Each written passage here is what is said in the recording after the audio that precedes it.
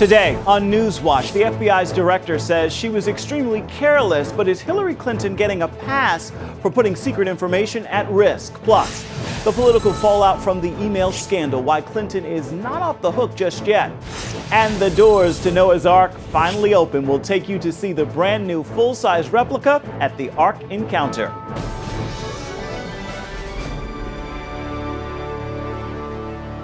Thanks for joining us for CBN NewsWatch. I'm Ephraim Graham. The FBI may have spared Hillary Clinton from being charged in her email scandal, but the political fallout from the investigation could last all the way through the presidential election. That's because it once again raises the issues of Clinton's character and trustworthiness. Abigail Robertson brings us the story now from Washington. No criminal charges. The long-awaited FBI email decision handed Hillary Clinton a political victory while providing opponents damaging information to use against her in the court of public opinion. Although we did not find clear evidence that Secretary Clinton or her colleagues intended to violate laws governing the handling of classified information, there is evidence that they were extremely careless in their handling of very sensitive, highly classified information. Comey says they found evidence of potential violations, but recommended no charges because of no precedent for charging someone under similar circumstances. Yet critics quickly pointed to other cases where people did face legal consequences.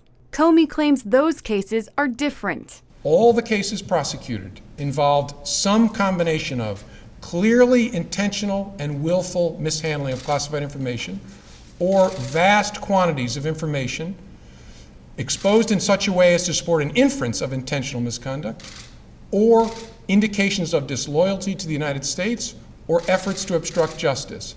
We do not see those things here. House Speaker Paul Ryan disagreed, saying this announcement defies explanation.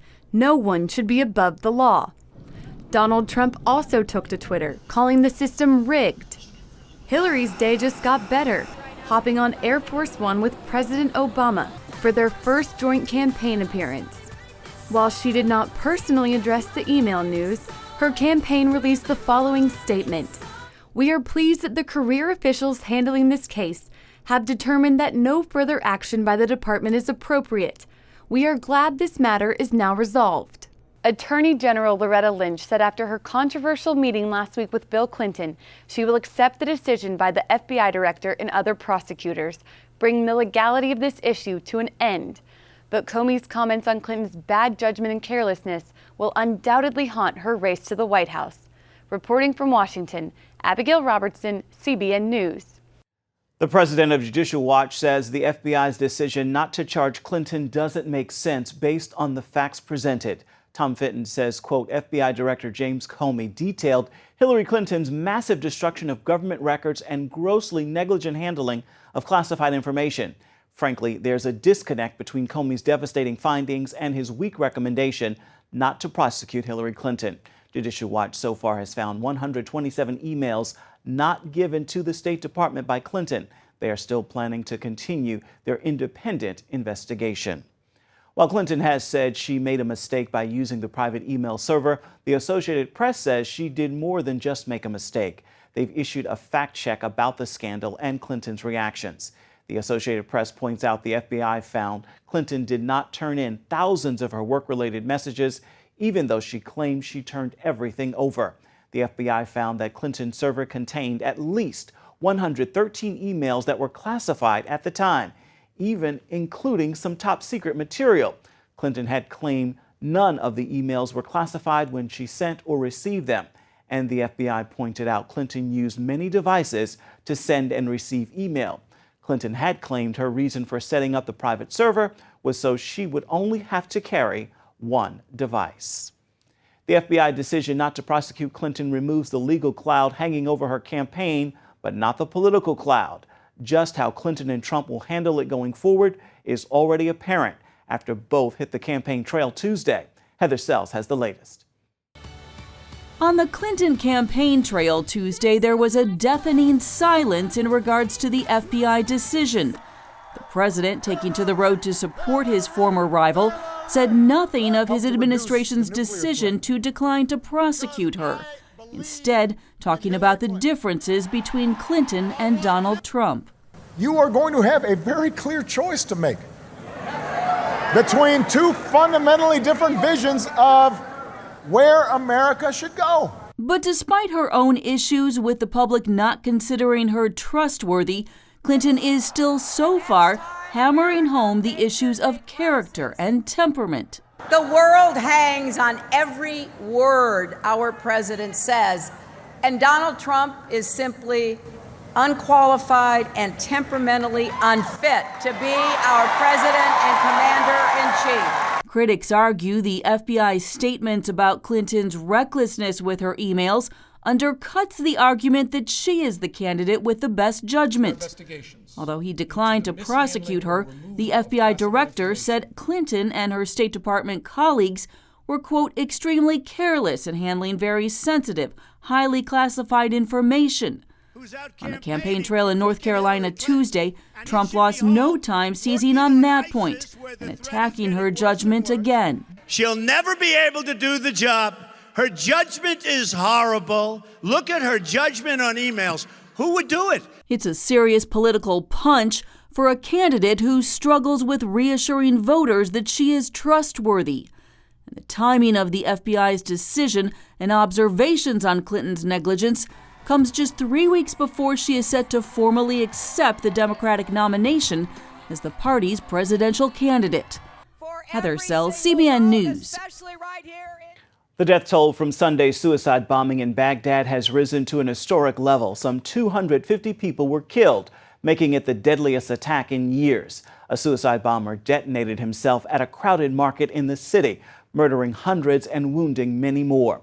The Islamic State claimed responsibility for the attack, which came just 1 week after Iraqi forces drove ISIS out of their stronghold in Fallujah. Syria's military is declaring a 3-day ceasefire for the entire country. The announcement comes at the start of the Muslim holiday of Eid al-Fitr that marks the end of the month of Ramadan. If it holds, this would be the first truce since the U.S. and Russia brokered a cessation of hostilities in late February. That agreement sharply reduced violence across Syria for weeks. A Catholic nursing home in Belgium is being fined for refusing to help a terminally ill patient end her life. The Catholic Herald reports the patient asked to be put to death by lethal injection, but the nursing home opposed this request, blocking the doctor who would have administered the injection. A federal court in Belgium has fined the nursing home more than $6,000 for taking that step. Belgium has some of the most permissive euthanasia laws in the world.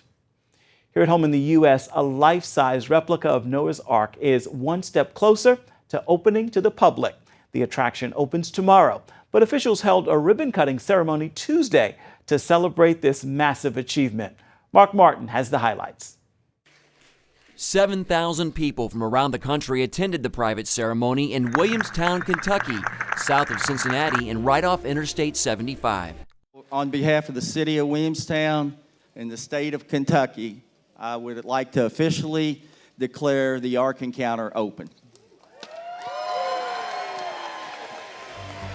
The replica of Noah's Ark is the closest in size to the legendary ship, built before the flood as chronicled in the book of Genesis. The 510-foot-long, 85-foot-wide, and 51-foot-high vessel is part of a new $100 million theme park called Ark Encounter. The founder of the Creation Museum, Ken Ham, had the massive ark built according to the dimensions recorded in the Bible. He quoted Psalm 106:1 during the ribbon-cutting ceremony. "Oh, give thanks to the Lord, for he is good." And I do give thanks to the Lord. And that's why we played the names of God. We give all glory and honor to the God who created all things. Kentucky's Lieutenant Governor Janine Hampton also spoke at the ceremony. I truly am blessed. I just feel so blessed to just be a part of this. I think God is here today, and even if it rains, that is okay. Ham told ABC News the Ark Encounter is making the Bible come alive. He said building Noah's Ark shows this really happened. This is plausible. At the ribbon-cutting ceremony, leaders with Ham's organization Answers in Genesis and Ark Encounter also laid 12 stones, following the example of Joshua in the Bible. He led the people of Israel across the Jordan River, a normally fast-flowing river. It was a miracle of God. And then God told them to take 12 stones and to build a memorial as a reminder so that the coming generations would not forget who God is, and to also be a reminder to the world. Ham says the ark was built as a reminder, a symbol of the 12 stones, reminding future generations of the truth of God's Word and the Gospel. Mark Martin, CBN News.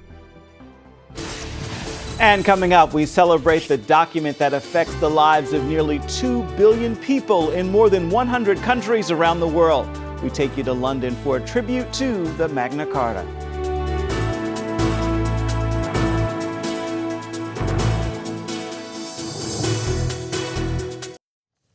Monday, we celebrated America's 240th Independence Day, but the roots of individual freedom actually stretch back more than 800 years to a medieval document called the Magna Carta. And as John Jessup shows us, that great charter became the bedrock of democracy. At the core of America's judicial system is the notion that no ruler, no government official, or elected leader is above the law. It's a tenet recorded in every one of our founding documents. But that revolutionary idea didn't originate here. It came from a 13th century peace treaty that has shaped the free world for 800 years. The Magna Carta today, the principles contained therein, affect the lives of nearly 2 billion people in over 100 countries around the world. There are only 4 surviving original copies of the 1215 Magna Carta. One of them is currently on display at the British Library in London, with 2 of its much younger but more famous 18th century cousins, the Declaration of Independence and the U.S. Bill of Rights. In the Declaration of Independence, you have America standing up to a tyrannical king, but people are ironically looking back to Magna Carta, which is, of course, a document granted originally by an English king. You describe it as Britain's greatest or most important export. 8 of the 10 in the Bill of Rights, the first 10 amendments to the Constitution of the United States, are straight from Magna Carta. Magna Carta, Latin for Great Charter, was drawn up at a time when the divine right of kings and the feudal system was the law of the land, whereby a monarch's right to rule was not bound by any earthly authority, but came directly from Almighty God. There was only one lawmaker, the king, and that meant life or death. It meant imprisonment. It meant all sorts of penalties that could be whimsical, and in King John's case, it was whimsical. He abused his power to such a degree that he became one of the most loathed and reviled rulers in English history. Crowned at Westminster Abbey in 1199, he inherited the throne from his brother, Richard the Lionhearted. Unlike his brother, John was inept, greedy, corrupt, and showed mercy to no one.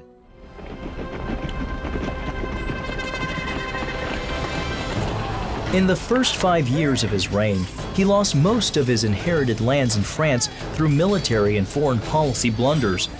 Chronicler Gervase of Canterbury called him John Softsword. His wars were unpopular and costly, so he placed heavy tax burdens on his subjects to finance them. He was very good at fundraising. He was selling off widows to widowers and instructing them that they had to marry this woman, and if they didn't want to, then he'd fine them. If he did want to, he'd take money for it. In the meantime, she might try to bribe him to stay single because she couldn't stand the sight of the particular chap he was offering. And so he was collecting money from all 3. If the barons owed him money, King John took their children as hostages until full payment was made. He would also degrade the wives of his noblemen with lewd and lustful behavior and added insult to injury with more taxes. And that was the thing that really led to the theme of no taxation without representation. He tripled their taxes. Perhaps his most insidious offense was his abuse of individual rights. He meted out judgment and punishment without due process. When his Welsh barons threatened rebellion in 1212, he had 28 of their sons hanged. Matthew Paris, a 13th century historian, famously wrote, "Foul as it is, hell itself is made fouler by the presence of King John." The political climate in January of 1215 boiled over with revolt among his beleaguered yet well-armed barons. They confronted the heavily guarded John here at London's Temple Church and demanded that he fulfill his sworn oath and restore the ancient liberties granted to them a century earlier by King Henry I. According to one historian of the time, John scoffed and vowed he'd never grant them liberties that would render him their slave. A seriously tense and divided standoff ensued. By spring of that year, the barons renounced their allegiance to the crown and took its capital, London. With John the Softsword cornered and forced into negotiations, he chose a serene meadow called Runnymede. King John met with the barons here in this open field at Runnymede along the banks of the Thames River, 2 miles south of Windsor Castle, to make peace. It was on June 15, 1215, that he affixed his seal to the Magna Carta, the Great Charter.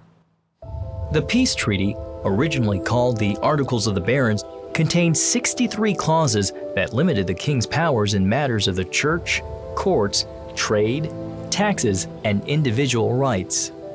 So it's a potpourri of all sorts of things that are terribly important, but the absolute principal thing is the elimination of the right of divine rule of a king.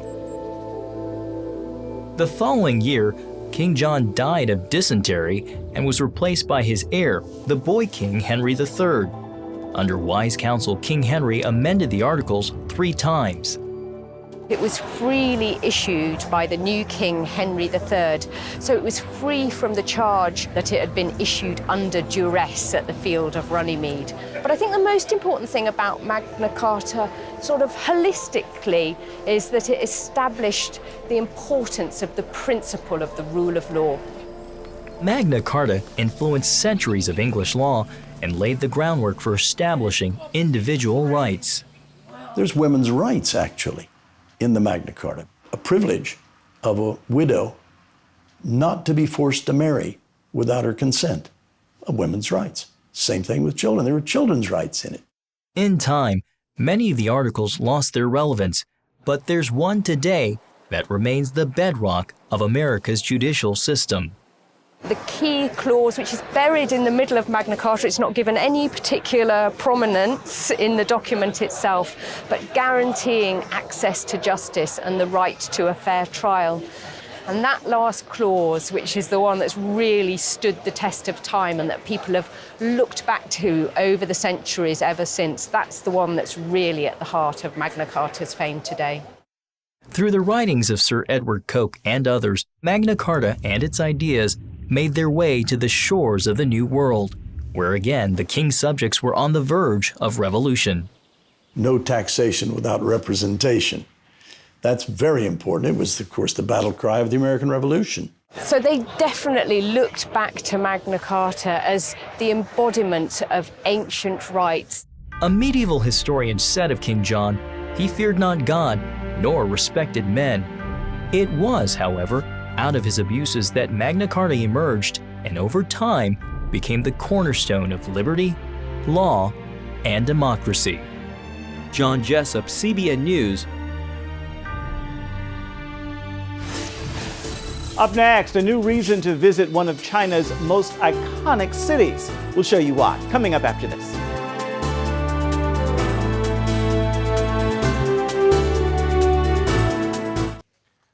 Shanghai is one of China's most important cities, a center of international commerce, a city known for its rich mix of Western and Asian culture. This summer, there is now one more reason for people to visit this amazing city. Meng-Fai Lee brings us more. This summer, Shanghai welcomed new friends to the city. Mickey Mouse, Donald Duck, and more. They're not just visiting, Shanghai is their newest home. This June, officials opened Shanghai Disneyland. It has quickly become one of the most popular vacation destinations for Asian travelers. We traveled for 5 hours by train to be here. We're looking forward to having a great time. Eager to meet their favorite friends. Children dressed up in Disney character costumes. Elsa's my favorite. I can't wait to meet her. It's only been a few days since the opening of Shanghai Disneyland. People from all over the world came to Shanghai to join the celebration. Because we love the Disney. We have been in Disney cruises, we have been in Disney Tokyo, Disney Paris and Hong Kong, so we wanted to do all the Disney tour. It's awesome. Like, I feel like children again. It's so good. Although Western-style theme parks are still new to China, many believe the opening of Shanghai Disneyland marks the new era for the Chinese entertainment industry. It's possible that most similar theme parks will come to China soon. Mengfei Li for CBN News, Shanghai, China. Beautiful. I understand those lines, though, were pretty long. Stay with us. There's more of CBN NewsWatch coming up. It is time now for your Wednesday word, and today's word is create. Remember this, you are God's creation, and He is the only one who creates. Man may form, shape, and develop, but only God creates. And as God's creation, you are fearfully and wonderfully made. Today is a great day to rise to the level of the life that God breathed into you. With that word, make this a wonderful Wednesday. And that will do it for this edition of CBN NewsWatch. Remember, you can find more of our exclusive coverage of the issues you care most about at cbnnews.com. We'd love to hear what you think about the stories you've seen here today. You can do it on Facebook, Twitter, and Instagram. Hope you join us again right here next time. Make this a wonderful Wednesday. See you tomorrow.